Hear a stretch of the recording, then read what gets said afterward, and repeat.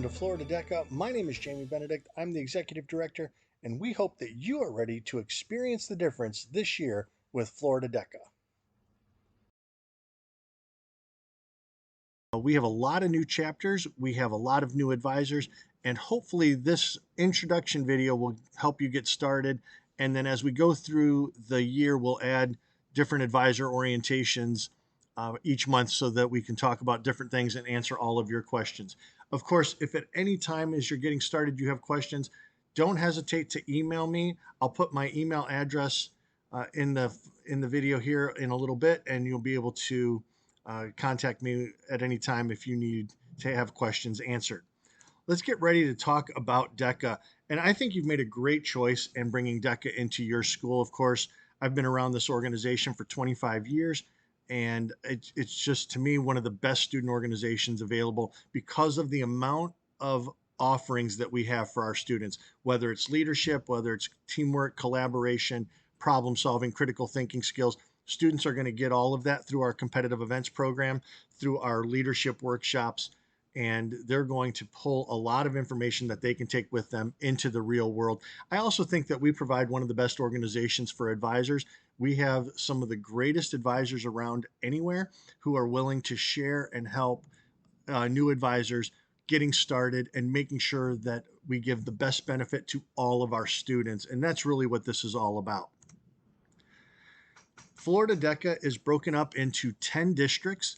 The map shows the current counties where we have chapters. So District 1 is the Panhandle, and currently Escambia County is where we have our chapters, but that area is starting to grow. Wendy Evans is in charge of that district, so hopefully you are getting emails from Wendy if you are in District 1 and you're up to date on everything that's going on in that area. District 2 is the Duval County area, Jacksonville. That is 2 new district advisors. They've been advisors for DECA for a while, and now they're moving into the district role and taking on some more responsibilities. That's Tara Amato and Lisa Langford.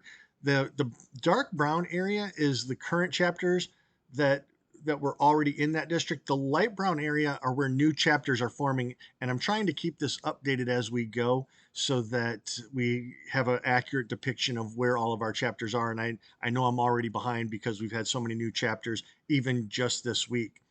District 3 is the green area on here. It's Alachua County, so the Gainesville area.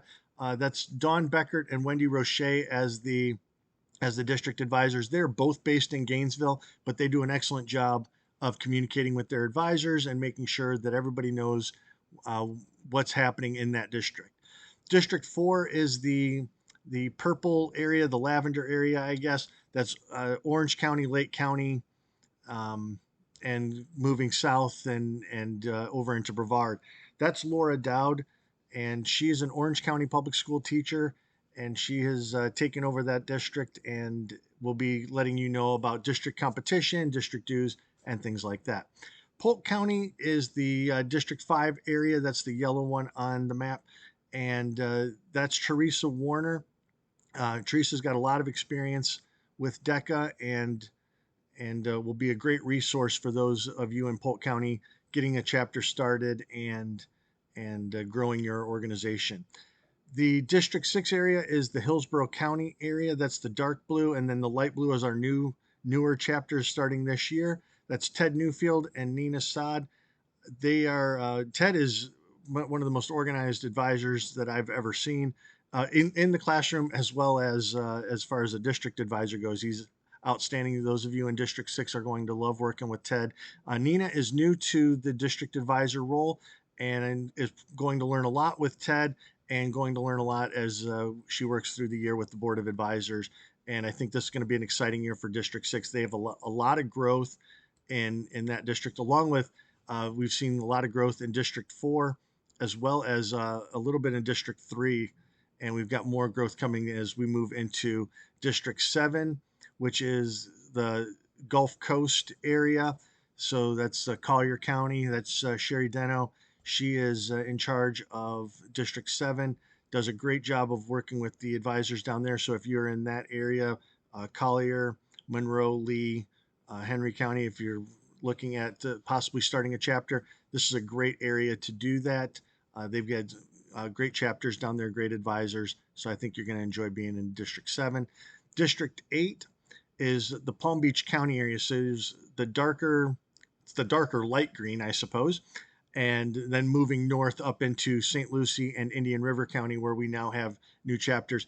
We also have a collegiate chapter in Indian River, and one of the more active ones. So if you're in Indian River and you want to connect with Indian River State College, that would be a great place to do that.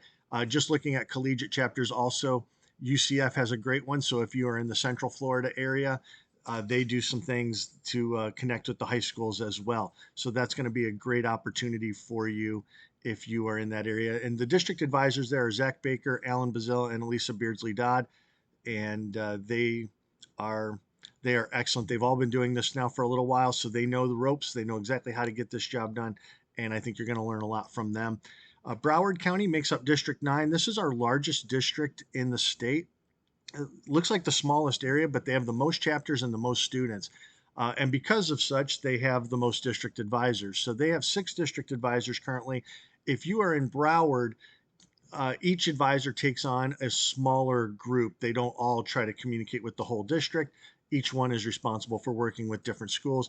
That's Federico Baldo, Rachel Dubrow, Drew Goldfinger, who's our Board of Advisors president, Gila Matarazzo, Betty O'Connor, and Karina Reed. And they do a great job. They're going to run a great district competition for you there in District 9. And I think there's a lot of excitement coming out of Broward. Always a lot of growth in that area. District 8 has had a little bit of growth as well. And then finally, our District 10, which is the Miami-Dade area. That's Alina Hughes and Ariel Rome. This is another one of our fast-growing districts. A lot of schools in Miami that have signed up for DECA and want to bring that experience for their students. And Alina and Ariel have been working together for a few years now and have done an excellent job of building up that district and providing great resources for the advisors in that area.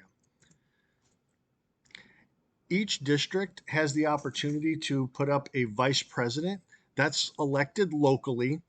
If there's a district that does not have a vice president currently, it's because the district just didn't have anyone to fill that role at this time. There's another opportunity coming up when we get to the state conference. If you have a student that's interested in being a district vice president, then they can look at that opportunity, and those elections will take place within the district, usually in December or January, depending on how each district chooses to do that. The executive president and the executive vice president are elected by the entire student population of Florida DECA. There is an application online that your students can use to apply for a role and be considered for candidacy. There is an interview process with that, and then they run a campaign, and they will get a vote of the entire population at state. Each school, based on their membership, gets a certain number of votes, but every school will get at least one vote. Our current executive president is Lakshmi Viswanathan, and she is at Olympia High School in District 4. And our executive vice president is Joshua Burke, and he is at Cypress Bay High School in District 9. And both are doing an excellent job. The district vice presidents and the executive president and vice president planned the Emerging Leaders Summit. They've done an amazing job this year of getting that ready for the students and making sure that they're going to have a great time, but also a great learning experience. If you would like to email any of the officers, you can do that at by emailing their first name with the number 66 after it at floridadeca.org. This is Team 66, so it's first name 66 at fldeca.org.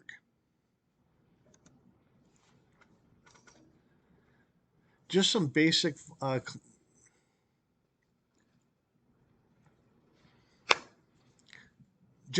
housekeeping things that we need to look at here.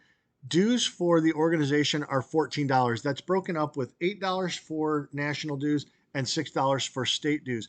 Those will be paid directly to DECA Inc. So you'll do a membership, and we'll do a advisor orientation on how to insert your membership and generate that invoice. But the $14 per member which is advisors and students will be paid to DECA Inc. DECA Inc. will then process that and they will pay out the state.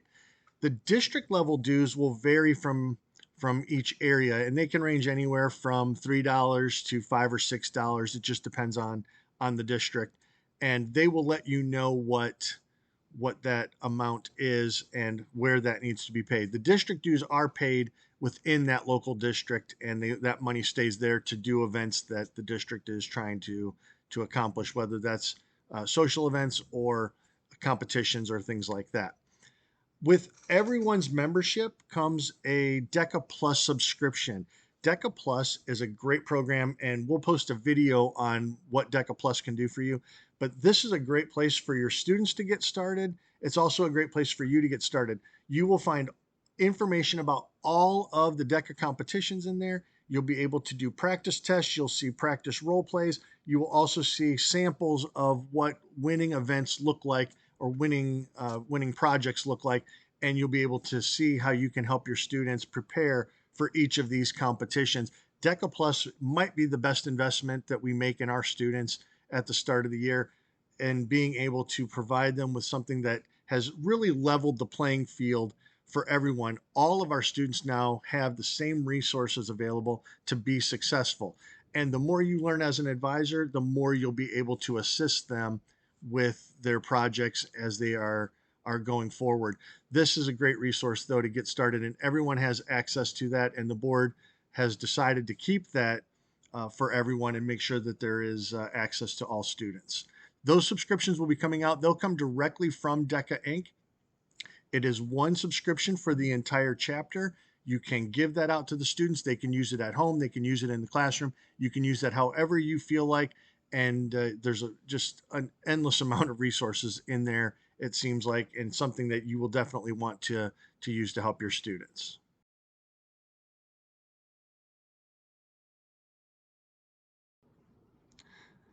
The question came up in a live session about finding resources to use in the classroom. And this is something that's really important. And I didn't want to wait another month before we talked about this. So we did go down this road and look at resources. But there's a lot of different places that you can get resources. We've already talked about DECA Plus, which is going to be a great resource once you get access. But even before that, or in addition to, on the DECA website at deca.org, you can click on the Classroom tab and then come down to the Advisor Resource Center, and you will find a wealth of resources in here integrating DECA into your classroom instruction. You'll be able to see different strategies and different things that DECA has identified. And this goes back a couple of years. So here's use project management in the classroom, and this will show you how you can use those activities in your classroom as far as a teaching tool and work with your students.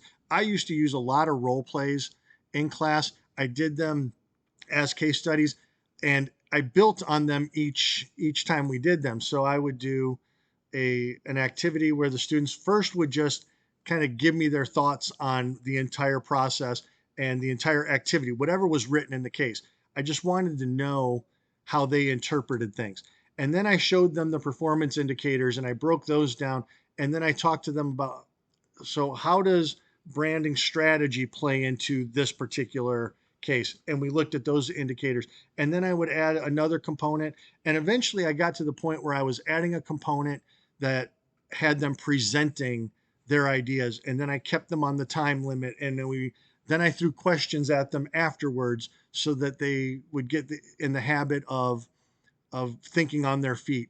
And that's a great way to use these in your classroom. The other thing that I like about having these in your classroom is if we go back to the high school tab here and we click on our competitive events, using the competitive events program as part of your curriculum is great. So we've got a lot of new hospitality and tourism programs.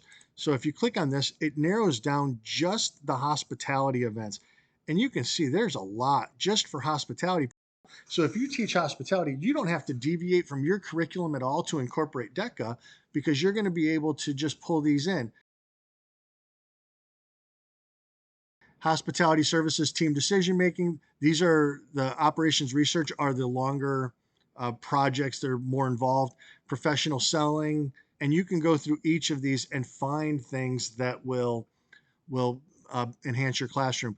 I'm a big fan of the virtual business program. If you're not familiar with it, this would be something you would want to talk to your county about, um, bringing into your school, or maybe even your own school purchasing for you, because these are great simulations, probably the best I have ever seen at really forcing the kids to think and make decisions.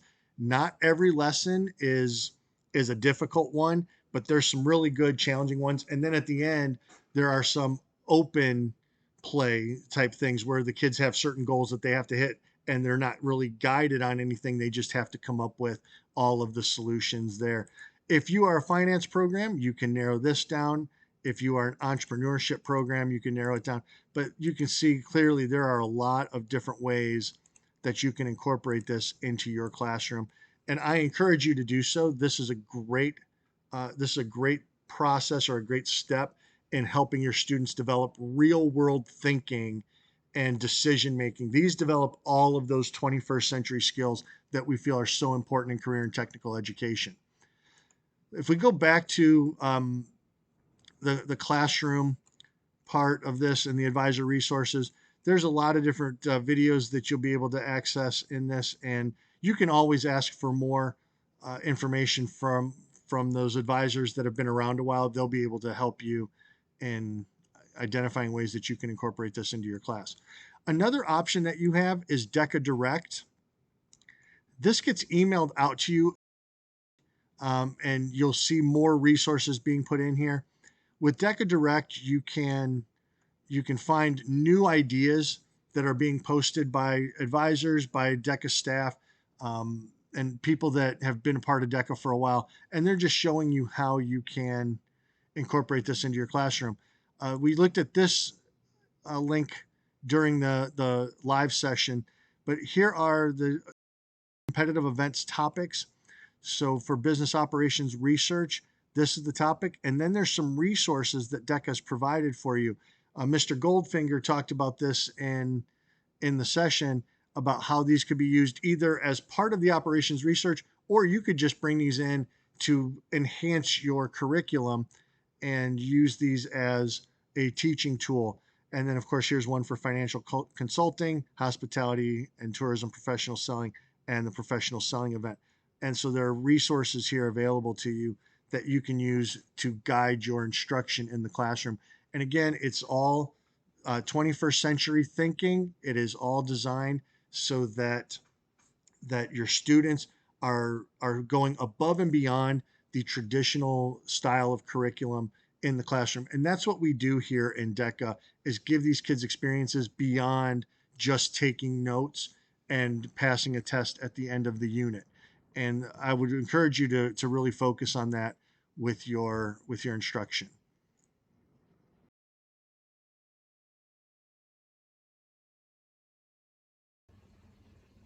We did not get a chance to do this during the advisor orientation, but it is an area that I always like to go over when we are walking through Florida DECA with new advisors, and just showing you what our Florida DECA website looks like. So all of our information about Florida DECA is right here. And this is just some general information. It's a great way for you to figure out where you can look for answers, especially if you want to know who your district advisor is and how to get in touch with that person. Helping Hands is our community service. We do that as a statewide organization. The officers plan that every year. They put that in as part of what we call their annual business plan, and I'll show you that here in just a little bit. And the schools will all work towards that Helping Hands goal. We also have different awards and honors that we give to advisors to recognize them for their service and for their contributions to Florida DECA. Anytime we have a conference, you're going to find that information here. So here's information on the Florida DECA ELS. That's a conference that's coming up. We have it every October. This year it's in Tampa. It's a conference that's great for new students that have never experienced DECA before. I used to let students go even if they hadn't paid their DECA dues, because usually that conference is the one that pushes them over the top and makes them want to pay their DECA dues. This is a conference that is good for all students, though. It changes every year, so there's not going to be the repeat. If you, bring kids year to year, it's really a lot of fun. And we throw in some extra stuff like Busch Gardens as part of that, and some entertainment that we try to incorporate into this. So I always like the Emerging Leaders Summit, and that one's coming up. The deadline for that is September 15th, and the conference is at the end of October. You'll also get information about the State Career Development Conference or Florida DECA Career Development Conference. We'll start posting more about this as we get into the year, and what you need, and the information about the conference and how you can start preparing for that. And then, of course, we link to the DECA International Conference and some of their events, but the ICDC is the big one. And so we'll link information from here. There is a Sports and Entertainment Marketing Conference, which is held in Orlando. This is all done through DECA Inc. And so you can go to their website and find more information about it. The New York experience, and then the Ultimate Power Trip, which is in November. And we send a lot of chapters to that. It really is a fun trip. It's their leadership conference. They just do theirs in different cities throughout the country to spread it out and have a little bit of fun. There's some competition resources. These are mostly links to stuff that you can find on the DECA website that we've already looked at, but this is a good way to be able to access that information right here on our Florida DECA website. Uh, Here's information. We're working to build up our alumni database, so this is information that we're gathering from them, and of course we're trying to encourage them to take DECA with them to college. We also have scholarships that are available to the students, and different challenges that we've done. We're going to have a fall online mini conference competition for kids to practice so that they're ready for competition when it comes to state. We also have a link here for judges and sponsors so that they can sign up and be a part of our conferences. And then this is probably the most important area for you, the advisors section. So here's the advisor resources, and this is basically our hub, and you'll see all of the information, and all of this will be updated here in the next month. You'll see the Florida DECA handbook here. That's going to have a wealth of information for you about just what goes on in Florida all year long. There's a DECA Plus tutorial that we've offered for our advisors. The bylaws for the organization are here, the membership tutorial, how to enter that, and we're going to do a live session for that anyway so that we can answer questions. The save the date, that calendar is already posted, and then the allocations, which will be discussed here shortly, and then we'll post those once we've got those updated.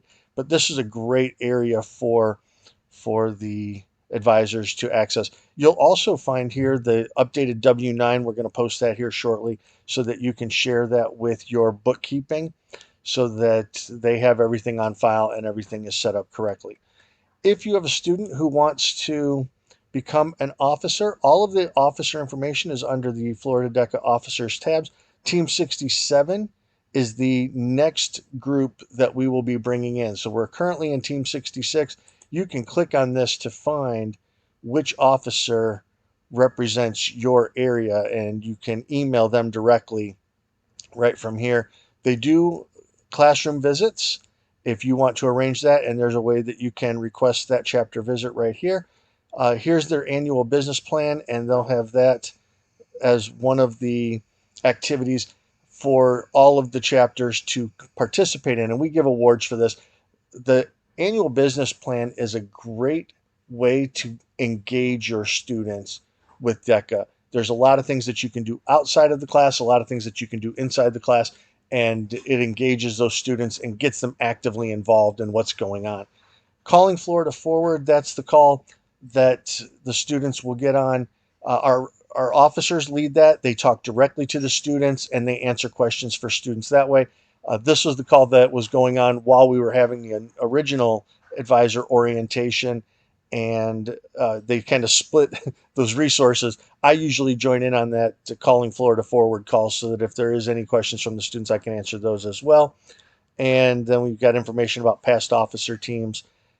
We do talk about Collegiate DECA on the website here. And of course, Shop Florida DECA is brand new, and we'll have some information there and some merchandise available for you if you would like to get some Florida DECA merchandise. But that is how the Florida DECA website works. We've revamped this over the last year. Drew Goldfinger handled all of that and did a magnificent job. I think we have one of the best state association websites anywhere in the country. So there's a lot of great information here and something that you should be using as a resource in your classroom and to help you as you are working through the year.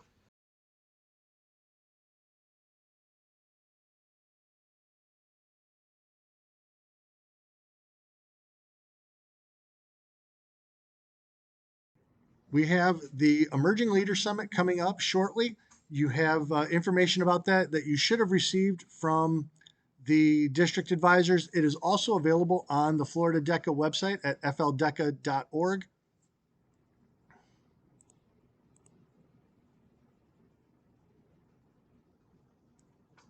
I know this is a lot of information to be sharing with you, but getting you started early and getting you integrated into what we do in DECA is so that you can help your students get integrated into these DECA activities is really important in building momentum and helping your students succeed. We do have the Emerging Leaders Summit coming up. You should have received information about that from your district advisor. It's also on the Florida DECA website at fldeca.org. And that is a great experience for first time students, especially to just see what we do in DECA. It's also great for those experienced kids because it does change a little bit each year. And we try to keep it fun and exciting. And I think the officers have done a great job of putting that together for this year. So it's going to be an exciting conference. Make sure that you get your registration in early. September 15th is the deadline, but don't wait until the last minute. You want to get that in right away so that you make sure that you hold your spot because we do have to cap that at 350 students. My information is on the screen here, so if you ever need to reach out to me, you can. jbenedict at fldeca.org. My cell phone number is 352-223-1441.